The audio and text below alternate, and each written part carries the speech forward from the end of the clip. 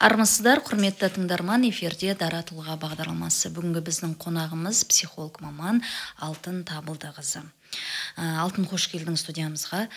Мені соңғы кезде осындай бір сұрақтар мазалайды да, психологиялық тұрғыдан, иә. Қазіргі кезде барлық демеймін, енді көрші мемлекетте, Украинада, жаңағы Ресейде соғыс болып жатыр. Кеше мысалы осыдан 3-4 күн бұрын ба, 5-6 күн бұрын Мәскеудің бір сауда үйлерінде ма, қателеспесем, үлкен ғимаратында кәдімгідей атыс болған. Бәленбай адам қаза тапты. Енді әрине осындай жаңалықтарды естігеннен кейін адамды міндетті түрде үрей басады. Бізбен сондай болмай ма, қалай болар екен деп.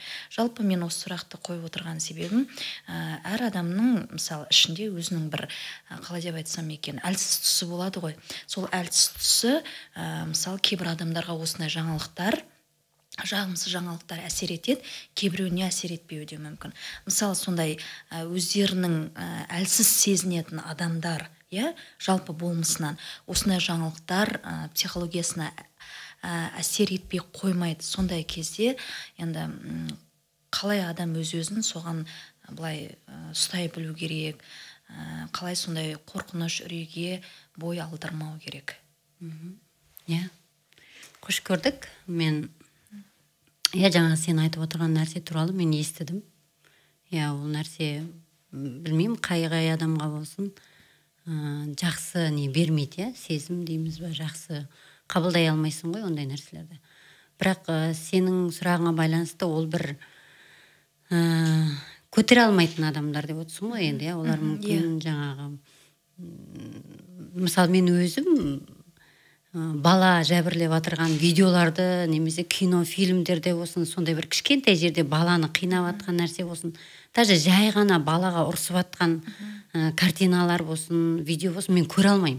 Өйткені мен білем, ол маған жаман әсер етеді. Мен оны көрген сайын, мен өзіме жаңағыдай жақсы әсер алмайтын. Сол сияқты кейбір адамдарға бар да, сондай оқиғаны естіген кезде оларда тыныштық кетеді, жаңа айтып отырсыз, паническая атака деп отырсың, сондай состояние, бұл күй ғой, енді адамның сол күйі мүмкін қозып кетуі мүмкін да. Мен ойлаймын, ондай жағдайда мүмкін ең бірінші көрмегені дұрыс да. Видео тұрғысында болсын, аудио тұрғысында болсын, естімегені дұрыс ондай информацияларды. Бір. Екіншіден, әркім әртүрлі қабылдайды, біреулер айтады, ол мүмкін ол басқа елде болып жатыр, бізге қатысы жоқ деп былай қарауы мүмкін да. Қатты қауіпті сезінбейді. Паническая атакада адамдар, бұлар негізі қауіпті қатты жақын сезінетін адамдар ғой. Олар бір кезде 3-4 сезімнің бірден келеді, сезім. Адам содан жаңағы, негізі адамның өзі сезімді жаңа қабылдауы, түсінуіне де уақыт керек қой. Соны бір мезгілде болғаннан кейін ол оны түсіне алмай жатады. Адамда сонда жаңа мида да, денеде де бірден жаңағыдай атака деген кезде уже адам дірілдейді, қалшылдайды, жаңағы оймен де сөз сөйлей алмай қалады. Сондай бір күйге түседі да. Сондай кезде мүмкін адам кішкене тынышталу керек, біріншіден. Екіншіден, сол жағдайдың қалай өзіне әсер етіп жатқанын басқа адаммен бөліссе, ол да мүмкін күшін азайтады деп қарайды да. Әрине, содан кейін ең жақсы шара ол ондай нәрселерден кішкене өзім жаңағы мен сияқты, мысалы мен тежедім ғой, қарамаймын, көрмеймін да. Ол мен одан қашу дегенді білдірмейді, бірақ мен өзімді білем. Мен оны өте жүрекке жақын қабылдаймын. Сол атака бар адамдарда, мысалы, әлсіздік бар ғой сол жағынан. Сондықтан оларға да сол жағынан сақтану керек болады да. Ал біздің елде енді ондай, Құдайға шүкір, енді ондай жағдай болып жатқан жоқ қой, бірақ бір адамдарда сол қорқыныш одан сайын қозады да, жаңа осы бізде де болып қалса не боламын деп ше, алдын ала. Мүмкін оның бәрі қорқынышқа байланысты да. Егер қорқынышпен жақсы әлі күресе алмай жүрген адамдар болса, олар оны одан сайын, олар үшін ол екеселеніп көрінеді да. Мүмкін мен ойлаймын, сол ең жақсы нәрсе ол туралы қарамай, мүмкін көрмей, өзін содан сақтандыра алу керек деп. Адам бәрібірде сондай ситуацияларға тап болады. Мен енді міндетті түрде бұл жерде соғыс туралы айтып отырған жоқпын алтын, иә. Мысалы көрмеуге, сондай жаңағындай жағымсыз мәліметтерді, информация, жаңалықтарды көрмеуге тырысу керек, егер өзінің әлсін білетін болса деп отырсың.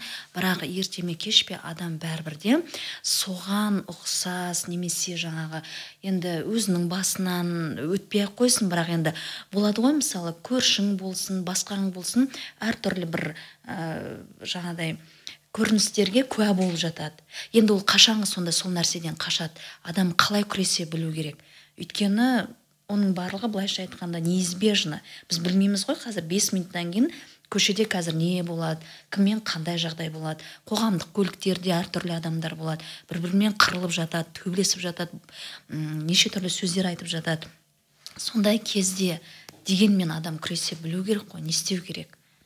Мен бір нәрсе ойлаймын да, ол күресе білу ең бірінші адамды ол информацияны қабылдай алу ғой, қабылдай алу. Мысалы естіді, жарайды, естігеннен кейін ол өзіндегі қорқынышпен оны одан сайын үлкейтіп көретін болса, ол онда әрине одан сайын жаңағы обострение дейміз ғой, жаңағы қоздыртып жіберуі мүмкін. Сондықтан да ол адам ол информацияны алғаннан кейін өзі түсіне алу керек та, что оның өзіне қорқынышы жоқ екенін. Даже мүмкін біреуден көмек сұрасын қаласа егер. Осындай жағдай болып жатыр, қалай ойлайсың? Мен ойлап тұрмын қазір, біздің елдегі де болады ма деген. Сол мені уайымдатып тұр деп ше, ол да мүмкін көмектеседі деп ойлаймын да, солай. Енді сондай жағдайға кәдімгідей тап болатын адамдар өз-өздерімен күресуге кішкене қиын болып жатады ғой. Оның бірден бір себебі не болуы мүмкін? Мүмкін егер адамда жаңағы көбінесе панический атака деп айтады да, бірақ ар жағында негізі оның тағы да нелер бар да, қоздыртып жіберушісі бар ғой. Мүмкін бір адамдар жаңағы оған мүмкін тек қана сөз жеткіліксіз, иә, мүмкін өзін контроль жасау қиын да, мүмкін олар жаңағы дәрігерге қаралып, мүмкін дәрі-дәрмек ішіп жүрген адамдар болуы мүмкін да, ол уже ар жағында патология бар деген сөз да. Сондықтан менің түсінгенім, Лаура, сен қазір бер жағындағы адамдарды айтып отырсың да. Бер жағындағы адамдар негізі ол өзін өзі ұстай алатындай дәрежеде деген сөз. Просто өзіне соны түсініп қабылдауына қандай жағдай болмасын, адам сол мәліметті тек қана естігеннен шошып тұр ғой, бірақ неге менде осы нәрсе болып жатыр деп өзіне үңілуден қашпау керек та. Менде не болып жатыр, мен неге қорқып тұрмын, маған неге әсер етіп отыр деген нәрсе тоже осы сұрақтар да кейде бізге көмектеседі. Мен білемін, қазір мен осы жерде отырмын ғой, мүмкін бұл жер қауіпсіз маған, сондықтан да мен нете аламын деп ше, кішкене солда да керек шығар мүмкін деп ойлаймын да. Солай мүмкін осы өзінің қорқынышын, күшін азайта алады да. Так толық одан бет шығып кету мүмкін емес шығар, бірақ егер көпшілік үшін қорқатын болса, онда көпшілікпен бірге күрессе, олда да жеңілдік болатын шығар деп ойлаймын. Жақсы. Өткенде мен бір қыздармен бас қосып отырған кезіміз болды да, сол кезде мен осы сұрақты алдында да осы бір жаңа өнер жолында жүретін әріптес құрбыма сұрақты қойған болатын, жалғыздық туралы. Негізінде осы сұрақ мені ылғи мынандай мазалайды да, кейде мен оларға қандай мынандай кеңес айтуды білмей қалам. Жалғыздық туралы. Бала шағасы болса да, жұбайы болса да, жары болса да, жұмысы, көлігі барлығы болса да, бірақ адам іштей жалғыз қалудан қорқады екен де.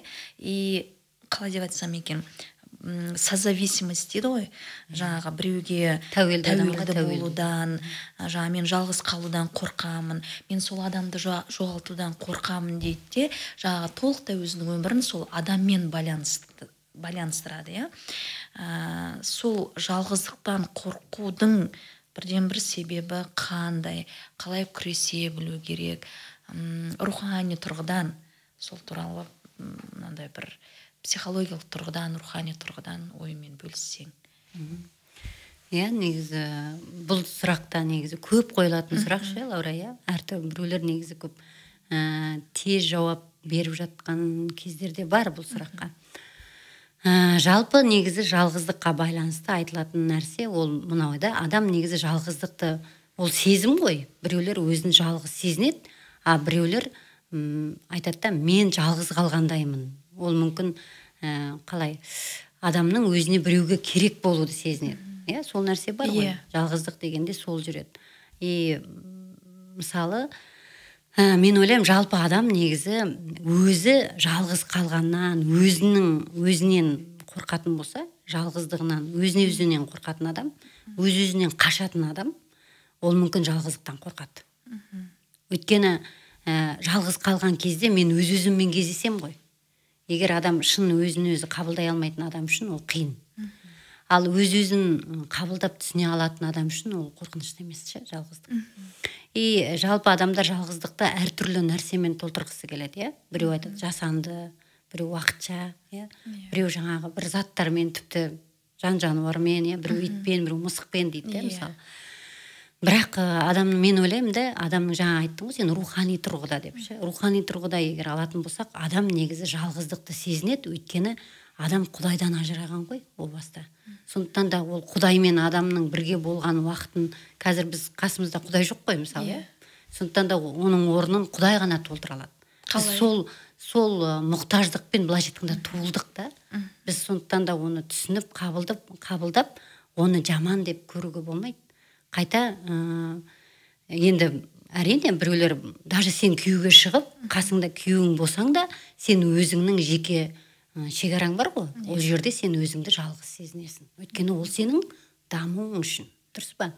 Сол сияқты жалғыздық деген нәрсені, ал егер жаңағыдай қарайтын болса, өз-өзін түсіне алмай, өз-өзінен қашатын адамдар, олар онда кішкене патология бар да, онда жаңағыдай қарау керек. Неге мен қашам? Неге мен үшін жалғыздық қорқыныш әкеледі? Әлде мен сол арқылы менің бір нәрсем толмай тұрма, иә? Өйткені жалғыздықты сезінудің дұрыс жағдайы да бар, бұрыс жағдайы да бар. Соны анықтау керек та.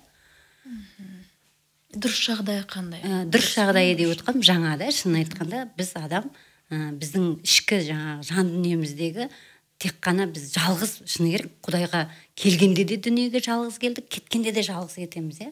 Сондықтан да біздің оның орнын тек қана Құдаймен бірге болғанда ғана толтыра аламыз да. Оны адам толтыра алмайды, зат толтыра алмайды жердегі. Оны дұрыс деп қабылдау керек та, түсіну керек. Ал бұрыс деп отырғаным, ол адамдар жаңағы өзін-өзі түсінбейді, өзін-өзі қабылдамайды, иә. Өз-өзімен жалғыз қалуға қорқады. Мысалы, мен қазір жалғыз қалсам, мен ешкімге керек емеспін. Болды, мен жаңа қорқыныш, иә, сондай нәрсемен ол уже ол жасанды да, ол сол үшін басқа нәрсемен толтырғысы келеді. Бір адаммен уақытша жүреді, мысалы, иә, пайдаланады. Біреу толтырып мысық асырайды мүмкін, иә, мен білмеймін. Біреу мүмкін итке қатты бауыр басып алады, тіпті адамға бермеген махаббатты итке көрсетіп жатады да. Міне сондай да. Осындай біреу жай сол мен жалғыз болмайын, мен өмір бойы қасымда болсын деп бала асырап алып жатады. Бұның бәрі дұрыс емес. Жалғыздықты сезіну салдарынан болатын іс-әрекет та. Жаңа бір сөзінде айттың ғой, көрерменге түсінікті болу үшін жалғыздықты Құдаймен байланыстыру керек деген. Соны кеңінен айтсам ба? Айтсаң. Жалпы енді оны айтатын болсақ, шыны керек, мүмкін адамдардың құлағына жағатыны бар, жақпайтыны бар. Ол кезде уже біз Құдайдың кітаптарына үңілеміз ғой. Киелі жазба дейміз, я рухани жазба дейміз. Ол жерде о баста Адам атамен жаңа Хауа ананы жаратқаннан кейін, олар күнәға батқаннан кейін Құдайдан ажырады ғой, иә. Міне соның салдарынан адам қазір жалғыздықты, негізі рухани жалғыздықты содан сезінеді. Құдайдың толтыратын нәрсесін адам басқа нәрселермен ғана толтырамыз деп ойлайды. Мысалы, көп мен естіп жатам, біз жаңағы өлген кезде не алып кетеміз? Ештеңе алып кетпейміз. Тек қана адамдармен қарым-қатынасты алып кетеміз, мінез-құлқымызды ғана көкке алып кетеміз, иә. Ал шын нені жаңағы жалғыздықты толтыратын ол тек қана жаңа жаратушы дейді ғой. Сондықтан осы дұрыс нәрсе деп ойлаймын. Өйткені, иә, анау жаңағыдай, мынау кітаптар бойынша енді әртүрлі не береді, жалғыздықтың жаңағы анықтамасын. Иә, анықтамасын. Бірақ мен өзімнің тәжірибем, өзімнің түсінігім, оқу несімен қараған кезде мен сол нәрсені көре аламын да. Жақсы. Рахмет, Алтын. Өткенде Мен осы дара тұлға бағдарламасында өзімнің әріптесімнен сұхбат алдым. Жалғыз ол адамның бойынан байқағаным емес, балалық кезіме деген әкеге деген өкпе реніш деп айтып отырды. Енді соның былай айтып беріп отыр, қалай, не үшін деген сияқты. Жалпы мен жалғыз сол әріптесімнен емес, адамның достарымнан болсын, құрбыларымнан болсын, бәрінің басында балалық травма дейді ғой. Ол мысалы ол ата-анамен байланысты болуы мүмкін, ол достарымен балалық кезінде, ол көрші бір адаммен байланысты болуы мүмкін, білмеймін, әртүрлі. Сол кезде мен бір байқағаным, дегенмен де адам күрессе де сол психологиялық травма, балалық травма қалады екен да. Енді кейбіреулер мысалы соны оңайшылықпен бөлісіп жатады ғой. Баяғыда менде бала кезде осындай болған, балалық кезімде әкеме деген, анама деген өкпе реніш деген сияқты ғой. Бірақ соны жеңіл айтады, бөлісе біледі. Осы балалық травмамен адам қалай күресе білу керек негізінде? Лаура, сен осындай сұрақты ешкім негізі көп қоймады деп ойлаймын. Қазір Құдайға шүкір сондай уақыт қой, психология дамып жатыр, кез келген адам кез келген жерде оқи алады. Жаңағы біреулер осындай сұрақтар бойынша да хабарласқан адамдар болды да. Жастар уже білет өзінің, мен әкемнен мынандай жара алдым, мен мамамнан мынандай жара алдым деп біліп тұрмын. Сондайда да бар уже адамдар одан да уже хабардар. Балалық шақта алған жаралар деген, ол негізі, оны адам ең бірінші түсіне білу керек. Менде осы травма бар екен ғой. Енді травма дейміз, орысша қазақша енді жаралар деп айтамыз. Жаралар. Алған жаралар. Енді өмір өте келе кейбір адамдарда ол жара ауырмайды. Ауырмайтын жаралар бар. Ол болды, өтіп кетті, ол тарихта қалды, сенің өміріңде бір болған нәрсе. Егер әлі күнге ол жара жаңағыдай ауырып тұрса, онда оған қайтадан оралып, сол нәрседе, сол жерде дейміз, кейде біз психологияда терапия жүргізеді ғой. Терапия кезінде не істейді? Сол адамды сол жерге қайтадан апарып, сол кездегі айта алмаған нәрселерін айтқызып, шығара алмаған эмоцияларын шығаруына көмектеседі. Бала кездегі жаралар егер әлі күнге осы уақытқа дейін сізге егер әсер беріп тұрса, онда оған қайтадан оралып, сол туралы айтуға қорықпау керек. Оның жаңағы бетін ашып қарау керек та. Егер сол жерде мүмкін бір адамдардан сен кешірім сұрау керек болған шығарсың. Мүмкін бір адамдардан мүмкін сенен кешірім сұрау керек шығар, Егер мен ойлаймын, көбінесе жаралар қайдан келеді? Біздің бауырларымыз, біреудің әкесі, біреудің шешесі ғой. Егер әлі бар болса ол адамдар, олармен барып сол туралы, әрине ең маңызды ол жерде уақыт керек та. Пайдалы уақыт дейді ғой, тиімді уақыт. Егер сен біреумен сөйлесу керіп, сол туралы одан білгің келсе бір нәрсені, уақытты белгілеп алу, дұрыс уақытта. Ол адамда да сенде де соған сөйлесе алу, алдын ала дайындалу.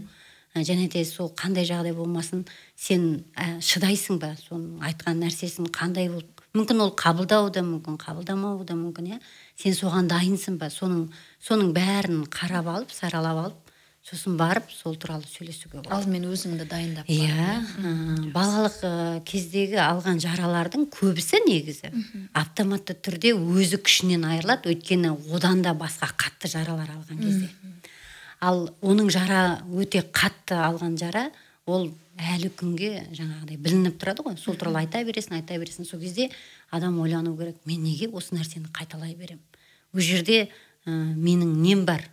Яғни адамның ойланып көру керек та. Ол жерде мүмкін біреуді көргеннен ол есіне түсе бере ма? Или сол бір жағдай ойына келе бере ма, жаңағы жара, балалық алған жараны еске салатын бір нәрсенің салдарынан болып жатса, оралып, қайтадан сол туралы сөйлесіп, сол туралы өзін сауықтыру ғой мақсаты. Жан жараны сауықтыру, қалай сауықтырам деген жолдарын іздеп істеп көруге болады. Сосын мені мынандай бір сұрақ кейде мазалайды. Енді әр адамның басында үлкен болсын, кішкентай болсын, әйтеуір бір психологиялық жаралар болады. Бірақ мынандай нәрсе болады ғой, сол адамның түбіне жетпейінше тынышталмайтын. Енді сонымен психологиялық жаралармен байланысты дейін десем, енді бәрімізде былай қарасаң әйтеуір үлкен кіші болсын сондай бір жараларымыз болады. Бірақ мысалы мен өз басым сол адамның түбіне жетпейінше менде ондай нәрсе жоқ. Жарайды деймін да, мысалы бұл бұрында болсын, қазірде болсын, ондай менде болмаған. Мен көбінесе сол нәрсені жаңадай енді Құдаймен байланыстыру деп бір сұрақтардың жауабында айтып қалдың ғой. Сондаймен байланысты. Яғни Құдайдан сұраймын, өзімнің жаңағы түсінбей жатқан сұрақтармен, өзіме қойылатын сұрақтар, неге бұлай деген сияқталып, сол арқылы мен жеңілденемін. Енді мен бұл жердегі сұрағым, мысалы, әке-шешесі беделді адамдар, қызметте, жастайынан бала кезінен таршылықты көрмеген, қаражат жағынан андай жетіспеушілік деген болмаған, Мысалы, менің әке-шешем жеткізбеді, менің балалық шағым осындай жаңағыдай кедейшілікпен өтті дейтіндей дүние емес. Бірақ сондай адамдар, мен бұл жерде қазір ер адам, әйел адам деп бөлмеймін, бірақ орысша айтқанда любит добиваться. Сол адамның қанын ішпейінше тынышталмайды. Мен сонда кейде сол адамдарға қараймын да, ішімнен ойлаймын. Былай қарап отырсаң, 4 құбыласы сай, әке-шешесі жанында, балалық шағы былайша айтқанда жақсы өтті деп айтуға болады. Ішкен алдында, ішпеген артына. Бірақ сондай түбіне қадамға баруына не себеп? Ол әртүрлі себептер ғой. Қадам деген, мен зорлық-зомбылық жағынан айтып отырмын. Ұрып соғу, біреудің дүниесін тартып алу. Сол осы адамның сондай жағдайға баруының себебі бұл жетіспеушіліктен ба, балалық кезден, оның басқа да қандай себептері болуы мүмкін. Қарап отырсақ, бірақ бәрі де бар ғой. Яғни сенің айтқың келіп отырған сұрағыңды мен дұрыс түсіндім ба? Былайша айтқанда бір адамдар бар, олар жаңа бір нәрсеге қол жеткізбей қоймайды. Бір нәрсенің ізінен түсіп алса, соны аяғына дейін.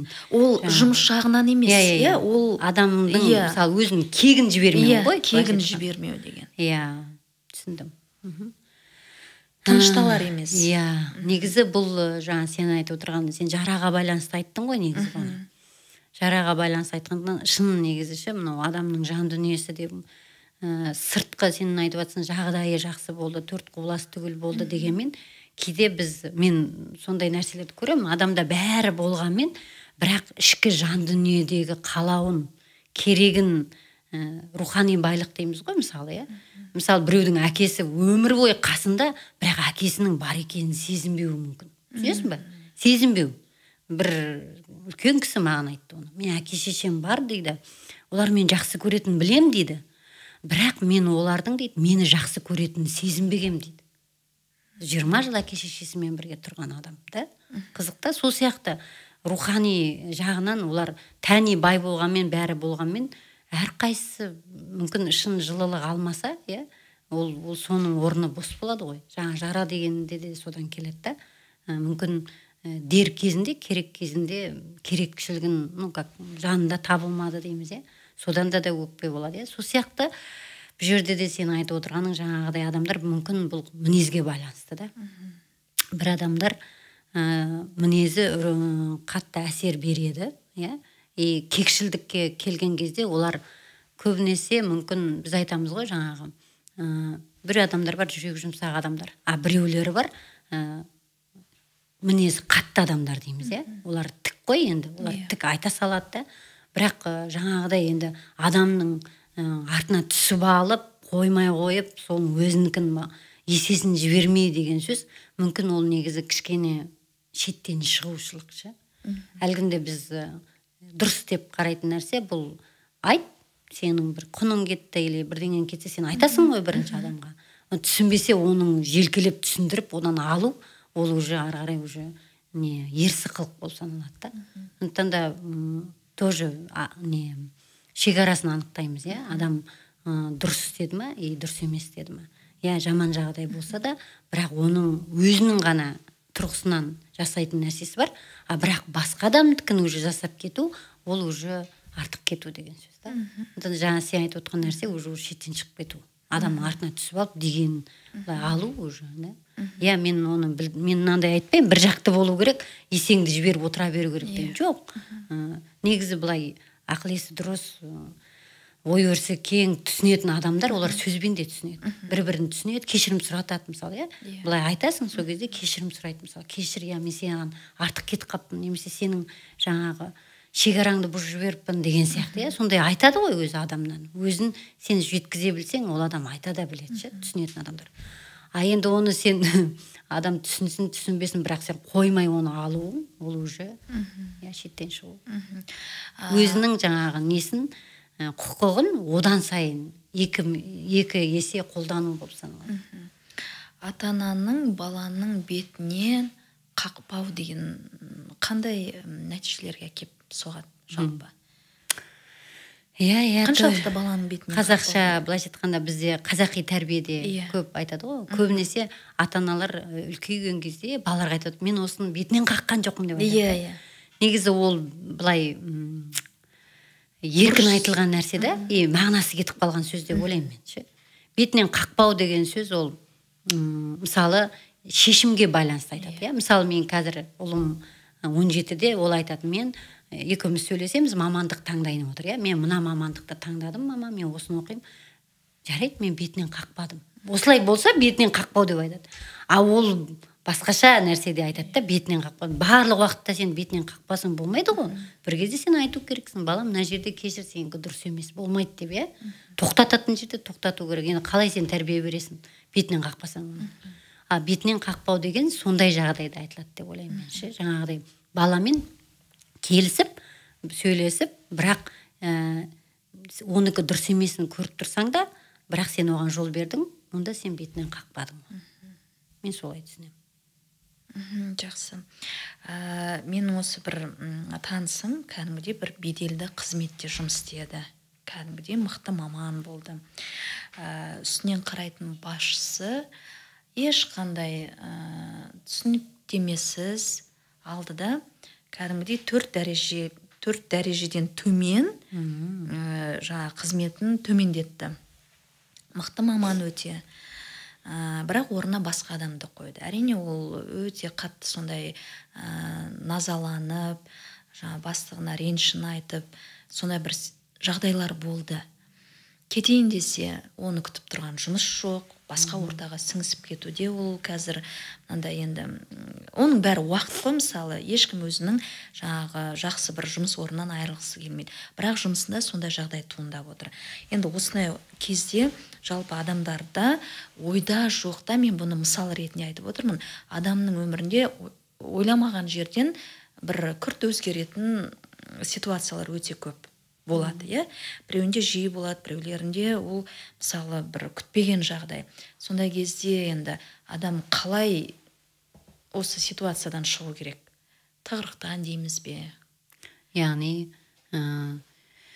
себепсізден, иә, сонда. Иә, себепсізден. Бәлкім ол адам өзінің адамын кіргізгісі келген шығар сол орынға, мен білмеймін.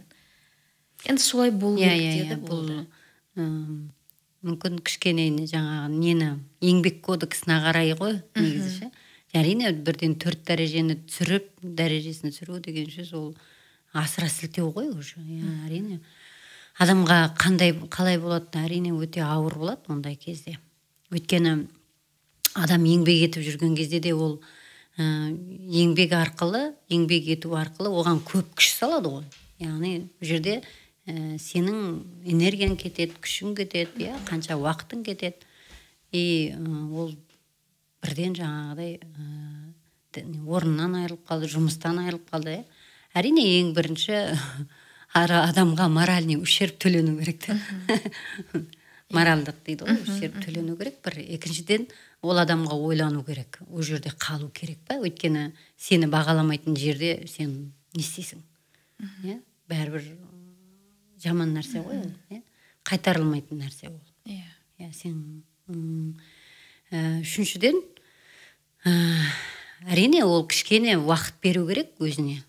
Енді ол адам сені түсінбейді белгілі, бірақ сенің ішіңде болып жатады, өкпе болады, реніш болады, жаңағы ашу келеді мысалы, жаңағы кегіңді алғың келеді, сондай сондай нәрселерді переживать етесің. Адам соны сезінеді и сонымен өтеді. Сол кезде өзіңді жоғалтып алмауға, қатты өзіңді түсір жібермеуге тырысу керек та. Енді өзіңді ұстай білу керек. Мүмкін жақсы нең болса, дос таныс болса, сонымен бөлісу керек. Бір мүмкін сол адам істеген адамның өзімен барып сөйлесіп көру керек. Мүмкін бір не алатын шығарсың, как жеңілдік алатын шығарсың сөйлескен кезде. Неге себепті олай жасағанын білу мүмкін. Сондай жан-жақты көмек алған дұрыс болады деп ойлаймын. Жақсы. Қазіргі кезде адамдардың барлығы несиеде өмір сүріп жатыр, үйге қандай да бір зат алсаң да, үй алсаң да, көлік алсаң да, бәріміз несиеде, үлкен болсын, кішігірім болсын, әйтеуір несиеде өмір сүріп жатырмыз. Енді несиемен байланысты емес адамдар да бар шығар енді, бар ғой әрине. Бірақ қазіргі кезде мынау жастардың арасында, енді бір жағынан жас, үлкен, кіші деп бөлмей қояйын, микрозайм деген болады. Жалаққа дейінгі терминалдар, ақша алып жатады, сосын оны жаба алмай, оның пениясы өсіп жатады. Өте бір сондай адамдарды қазір әр қадамда өте байланыстырып қойған ғой, тәуелді еткізіп. Адамдардың сондай бір қаражатқа, енді біздің өміріміз әрине қаражатқа тәуелді. Біздің ішіп жеуіміз, тамағымыз, киіміміз, қонаққа барамыз, әртүрлі мейрамдар бар деген сияқты, жолымыз анау. Бірақ сонда да сондай бір ақшамен үнемі сондай тәуелді болатын адамдар болады, несиеде несие алады, оны бір-біріне әйтеуір сапырылыстырып өсіп өмір сүріп жатады. Бірақ кейде керек емес дүниеге, әсіресе осы жастар арасынан жаңағыдай байланыстырып жатады, ананы алады, мынаны алады, сосын ата-анасынан ақша сұрайды. Бірақ түбі келген кезде өздеріне тіпті қол салулар да өте көп. Енді өте сондай жаңалықтарды жеу, былай оқып көзің шалып қалғанда бірден бір себебі осындай болады екен. Жалпы қазіргі кезде соншалықты осы жастардың сондай бір ақшаға тәуелді болуының себебі неде? Сен ең жаңағы больной тема дейді ғой. Қазіргі заманның нағыз. Біз негізі осы туралы анау психологиялық консультация беріліп, сол диаграмма қарадық та. Сонда ең көп кездесетін, қазіргі заманның ең көп кездесетін проблемасы осы екен. Сенесің бе? Сондай болып жатыр. Сонда сол адамдарға қандай не себеп дейді? Көбінде қандай себеп? Ең бірінші әрине мен бәрін оны психологияға әкеліп тіремеймін. Мүмкін бірінші мәселе адамдардың қаржылық несі дұрыс мәлімет алмаған, қаржылық сауатсыздығы деп айтамыз ғой. Сол жағынан бар адамдарда. Біреулері мүмкін ақша жұмсау білмейді ғой, енді білмейді, соның қалай болса солай жұмсайды, салдарынан сол нәрсе бар. Бізде де негізі бұл шыны керек, біз кішкентайымыздан әке-шеше балаға ақша жұмсауды вообще үйретпейді ғой. Сол нәрсе бар да. Сондықтан бұл нәрсе бізге сабақ болу керек та. Біз соны алдағы уақытта соны да айтып балаларымызға үйрету керек. Мысалы, қанша жастан бастап дүкенге жібересің оны, Оның дүкенге барған кезде ол ақшасын қалай жұмсап келеді. Ақшаны жинай білу. Ақшаны жинаған кезде қалай жинауды да үйрету да балаға. Солай мен ойлаймын, ол да кішкентайынан бізге аналарға, қазірге бала тәрбиелеп отырған ата-аналарға да құлаққабыс болу керек та. Екіншіден қазіргі қалай айтсам, мынау банктердің, микрозайымдардың жарнамасы өте не ғой? Қатты адамдарды вербовать етеді ғой. Ол да бар да. Өйткені бір адамдар сондай жарнамаға шыдай алмай тез беріліп кетеді, ала салады, сондай бар. Енді үшінші әрине ол нақты несі, қаймағы дейміз. Ол кәдімгі барып өздері осознанно алған адамдар, кредит болсын, қарыз болсын. Мәселе жаңағы кейбір адам бәрін бірдей жаңағы дұрыс емес алды деп айтпаймын ғой. Біреулері бар дұрыс алып, ол кредитті болсын, жаңағы дұрыс жұмсай біліп, одан бір нәрсе шығарып, банктің де адамның да қарызын қайтарған адамдар бар. Ондай адамдарға ақылданалықпен жұмсады мысалы. Яғни қаражат, олар пайдасын әкелді, пайдасын көрді. Ал біреулер бар, мысалы, бір ғана мысал айталам. Мен консультация беріп жүрген кезде бір әйел адам болды. Ол өте көп мөлшерде, қанша миллион даже ол қарызға кіріп кеткенде, 20 миллиондай қарыз алған.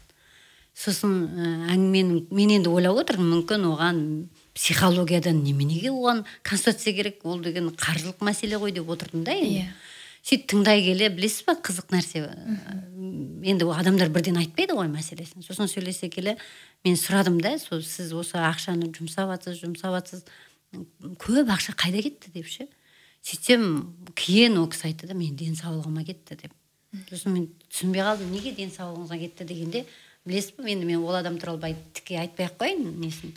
Бірақ ол кісінің денсаулығында мәселесі бар екен. Бұл кісі уже ол бала кезден сол мәселемен келе жатыр екен. Ауыратын нәрсесі бала кезден, 5 жасынан. И ол қазір міне 40 нешеге келді, күйеуі бар, бала шағасы бар. Бірақ ол сол қазір мына өзінің ішкі жан дүниесінде сол ауруды өзі, шыны керек, ол аурумен өзі ол ауруды қабылдай алмай жатыр. Өзін сол ауру күйінде өзін түсініп қабылдай алмай жатқан салдарынан ол күйеуімен айырылып қалуы мүмкін, аналар маған дұрыс қарамауы мүмкін деген салдарынан емделе береді да. Түсінесіз ба? Иә. Ол түсінікті ғой, уже 40 жыл бойы ем болмаған нәрсе, ол қайдан ем болады? Болмайды ғой. Бірақ әлі сол нәрсесін сол қарыз алуымен жауып келе жатыр да. Енді адам түсіну керек қой. 1-2 рет көрдің, тоқтату керек, уже ол болмайды, мына жерде уже біз көреміз нені, бұл жерде психологиямен байланысы бар. Яғни адамның өзін жаңағы керек қыламын деген салдарынан, біреуге керек болуым үшін мен емделуім керек деген ойының жетегімен жүріп, қарыз ала берген. Еше ол қарыздың енді ойла құтылу қалай, мысалы. Сондай кезде уже біз көреміз, бұл жерде уже адамның өзімен жұмыс істеу керек. Ол ақшасы былай тұрсын, бірінші адамның өзіне деген сенімділігі, өз-өзіне қажеттілігін оятуда. Сонда ол ауруын өзі түсініп, өзі қабылдап, оның сол ауруды ешкім емдей алмайтындығын өзі түсінбей жатыр. Елдер мүмкін айтқан шығар оған ше, бірақ өзі түсінгенге дейін жұмыс істеу керек та. Бұл жерде уже психологтың көмегі қажет болады да. Ол кезде уже ол түсініп, жаңағы неткен кезде мүмкін қарыз алуды да, емделуінде де тоқтататын шығар. И содан кейін тағы бір нәрсе бар. Кейбір адамдар ақша мен ішкі жан дүниесіндегі бос орынды толтыру. Мысалы, біреулер барады да, киім ала береді, или тамақ алып жей береді. Бұл кейде біз айтамыз, чересчур ол негізі шеттен шығып кету бар. Сол кезде уже ол байқалады. Уже ол кезде ол адамның ішкі жан дүниесіндегі нәрсесін сыртқы нәрсемен толтыру.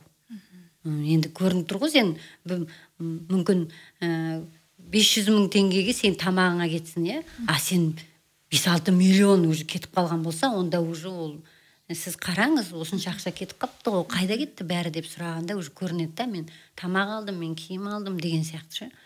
Біреулер сол арқылы жаңағыдай өмірді жеңілдетем деп ойлайды. Мысалы, аз ақшаң қолыңда толып тұрса, сен кішкене уақыт жеңіл сезінесің ғой өзіңді. Сонымен өзін алдайды да. Уақытша жеңілдікті, уақытша жаңағы бос болуды сатып алған сияқты қылады да. Олар соны сатып алған түсінбейді ғой. Олар сатып алғанға дейінгі нәрсені ғана ойлап тұр да. Олда да ондай адамдармен онда психологияны жұмыс істеуге болады. Яғни мынау қаражатпен байланысты сауаттылықты арттыру керек, және сондай-ақ психологиямен байланысты, яғни ішкі жан дүниесін сыртқы нәрселермен толтыру. Сол жағынан өзін, былайша айтқанда, психолог маманмен бірге келісімді түрде, мысалы, не үшін мен осындай қадамға барам, неліктен жасаймын деген сияқтыға бөлісу ғой соны. Ашық сөйлесіп, өз-өзіне қарап келіп айтуда, мен осындай көп қарыз алдым, тоқтай алмай жатырмын. Біреулер айтады шын, тоқтай алмай жатырмын дейді, мен қарызға кіріп кеттім дейді. Менде осынша миллион қарыз бар дейді. Сосын жарайды, онда сол туралы сөйлесеміз, сол кезде уже біліне бастайды да, сон қарызды неге алдың, қанша уақыттан бері алдың, ол туралы кім білетін, даже әйел адамдар кейде күйеуіне де айтпайды қарыз алған. Сонда сол арқылы да түсінуге болады да, что өзі біліп тұр ғой дұрыс емес деп жатқан. Егер ол дұрыс болса, екеуі бірігіп келісіп алар еді, неге жасырасың?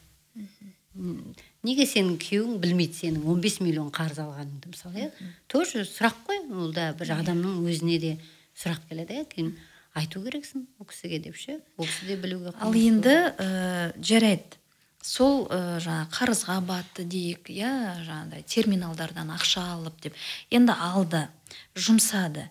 Енді осының қаншалықты дұрыс емес екен, әйтеуір бір сәтте ол түсіне бастады. түсінді, бірақ артқа шегінер жол жоқ. Ата-анасына айтайын десе ұрыс естиді, немесе жаңа жүректерін былай ауыртқысы келмейді, онсыз да мысалы оқуларына болсын, жаңа студент әсіресе жастар солардың қаражаттарын, оқуларын барлығын төлеп жатыр. Бірақ енді сондай кезде сол аралықта қаржылық сауаттылықты түсінгенге дейін енді не істеу керек сол сәтте, сол аралықтарда? Яғни жаңағы психологқа бармай, жаңағы қарыз алып қойды, не істерін білмей жүрген білмей жүр, енді сол алған несиесін, қаражатын қайтарып беру керек, бірақ соға дейін ол осы периодтардан қалай өту керек? Қалай өту керек та? Әрине, қарыз алғаннан кейін өте жаман нәрсе, сен қарыз бергенге кіріптар боласың дейді ғой. Біз білеміз, бізді ең бірінші мынандай қорқыныш болу керек та, ол мен қарызды қайтаруым керек деген. Осы барлық адамда болмайды негізі. Біреулерге пофигизм алдым ба деген. Сондықтан да ең бірінші қарызды қайтару. Мейлі ол сен банктен алдың ба, мейлі сен займнан алдың ба, мейлі сен адамнан алдың ба, Өйткені біз айтамыз, қарыз Құдайдың алдына барғанда сұрайды деп айтады, дұрыс па? Сондықтан жерде ешкімге қарыз болмаңдар деген, Құдай сөзінде. Сондықтан қарызды бірінші жер қайтару. Даже қалай сол қиыншылықпен бетпе-бет кездесуге қорықпау керек. Мысалы, менде сондай қыз болды, көп қарыз алып тастаған, 8-9 жерден займдар бар еще үлкен банктер бар. Мен айтамын, онда сен жаңа сен айтып жатқан сұрақ, ол орынды сұрақ. Кейбір адамдар содан өту уақытын көтере алмайды да, білмеймін, жанталасып кетеді, стресске түсіп кетеді, депрессияк болады. Сондай кезде не істеу керек? Ең бірінші, сен мойындау керексің, сен қазір қарызсың. Сондай жағдайдасың. Даже бәрін есептеу керек. Өзіңнің келіс қаражатың дейді, кірісті есептеп, сосын мен қаншасын бере алам. Нағыз төлей алмасаң, бар, адамға бар, банкке бар да айт. Мен осындай жағдайда тұрмын, не істесем болады деп, ешқашан жаңағы қорықпау керек. Сол жағдайға тап болғанда өз-өзіңді жоғалтып алмай, сол мәселеге деген жауапкершілігіңді жоғалтпау керек та. Не істеуге болады? Сол жауапкершілікті жоғалтпау. Жауапкершілікті, Сен бәрібір сол қарызды құтылу керексің. Бұл сен жауапкершілігің. Соны қабылдап түсіну бір. Екінші, жаңа айтып жатсың, не істеймін тағы? Тағы мүмкін жаңа жолдарын іздеу, сұрастыру, іздеу. Содан кейін бір сәт сол ойдан да демалу. Мен қарызбын деген ойдан да демалу. Өйткені адамдар көбінесе қарызға кіріп кеткен адамдар сол оймен жүреді де күні-түні. Адам шаршайды да. Қарыз төленіп жатқан жоқ, бірақ оймен шаршап жатыр да. Сол үшін де оймен де демалу да. Бір сәт, қарызымды құтылам ғой деп, өз-өзіңе не беріп, кішкене ол ойдан да демалу керек. Ол да адамға көмектеседі да. Мен ойлаймын, осылай істесе кішкене мүмкін жеңілдеу болады. Жауапкершілік деген ұғым, мысалы, көбінесе сол түсінікті біраз адамдар түсінбей жатады. Жауапкершілік деген, осыған мен жауапкершілікпен қарауым керекпін ғой, мынаны мен уақытысында орындауым керекпін ғой деп, белгілі бір іске жауапкершілікпен қарамай жатады. Ол адамдар не себептен сондай бір қасиеттерге тап болады? Жауапкершілік алмай жатқанда ма? Жаңа айтып отырық қой, бір адамдар бар деп, пофигизм дей ма, орысша айтқанда, бәрібір де олар. Не болса, о болсын дей ма? Қарызыңды дәл қазір төлемейсің, бірақ мүмкін уақыт өте төлейсің ғой. Сондықтан да жауапкершіліктен қашпау, біріншісі. Екіншісі, қарыз берген или сен қарыз адамыңа болсын, банкке болсын да, соларға барып өзіңнің жағдайыңды айту. Қандай жағдайда тұрсың? Неге қарыз төлей алмай жатсың? Сен қалай қарызды төлейсің, сол мүмкіндігінде көру да, енді қорықпау керек та, одан да қашпау керек. Содан кейін осы нәрседен негізі ең маңызды сабақ алу. Көбісі сабақ алмағандықтан қайталана береді да ол.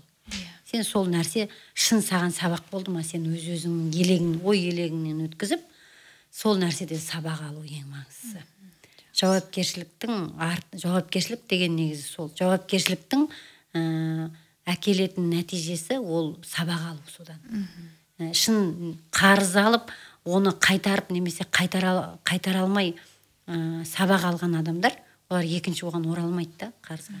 Сондықтан да түп тамыры сол сабақ алуда. Сабақ алу. Иә, жауапкершіліктің түп тамыры ар жағында сабақ алу содан. Қайталамау соны. Алтын, сен осы психолог саласына жүргенге біраз жыл болды, мамандығың да сол. Өмірде мынау психологиялық кеңес алуға көптеген тағдырлары әртүрлі адамдар келді. Ер адам болсын, әйел адам болсын, жастар болсын, сондай. Осыдан нәтиже алып, сізге үлкен рахмет, мен осы нәрсені түсіндім деген адамдардың өмірлерінде осы психологиялық кеңес беру арқылы өзгерістер болды ма? Және де тағы бір сұрақ, немесе ақыры сынып өзіне қол жұмсаған адамдарды да естідің ба? Болды ма өміріңде?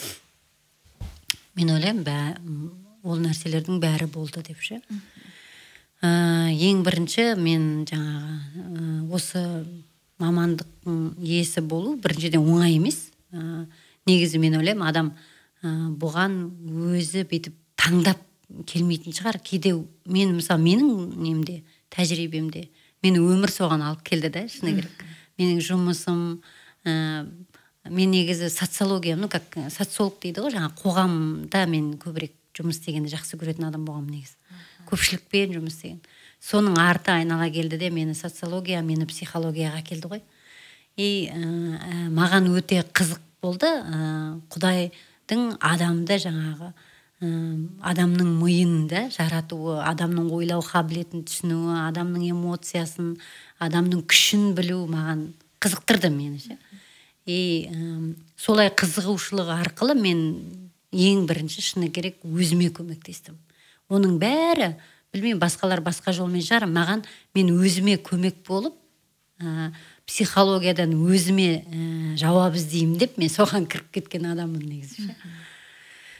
Сосын жаңа осы салада жұмыс істегенде маған рахмет айтқан адамдар болды. Ол туралы жасырмаймын, Оның ішінде бір қызық нәрсе, өзінің ішіндегі баласын аборт жасаймын деп жатқан әйелдің содан сөйлесіп, соны тоқтап, кейін жаңа рахмет айтып, сол баланың уже үлкен азамат болғанын айтып, маған ол жеңіс, солай неше жылдан кейін ол маған сол бала еді, мынау рахмет сізге осындай өсті деп айтқандары да болды.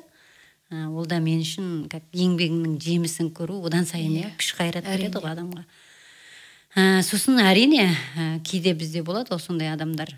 Мысалы бізде қазір дәнекер қорында бізде чат бар, кейде адамдар кешіріңіз, мен бұл өмірден шаршадым, мен өмір сүргім келмейді деп жазады да, қош болыңыз деп шығып кетеді.